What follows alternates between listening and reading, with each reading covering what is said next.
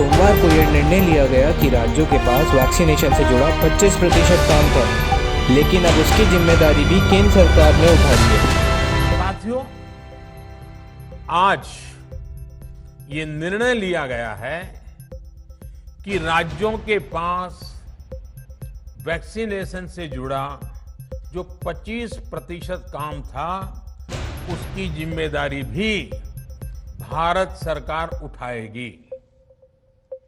ये व्यवस्था आने वाले 2 सप्ताह में लागू की जाएगी। इन 2 सप्ताह में केंद्र और राज्य सरकारें मिलकर नई गाइडलाइंस के अनुसार आवश्यक तैयारी कर लेंगी। ये व्यवस्था आने वाले 2 हफ्तों में लागू की जाएगी। पीएम का यह बड़ा ऐलान केंद्र सरकार की वैक्सीन नीति पर वो यू टर्न है जो इस वक्त बहुत जरूरी भी था और सरकार के लिए मजबूरी भी था। संयोग है कि 2 सप्ताह बाद 21 जून को ही अंतर्राष्ट्रीय योग दिवस भी है।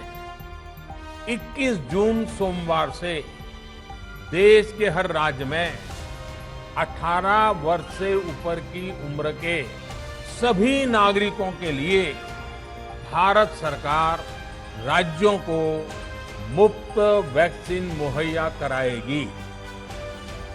हम वैक्सीन प्राप्त करने की गति भी बढ़ाएंगे और वैक्सीनेशन अभियान को भी और गति देंगे, क्योंकि इससे जहां एक तरफ लोगों को जल्द से जल्द वैक्सीन मिल सकेगी, तो दूसरी तरफ राजनीतिक टकराव भी खत्म होगा।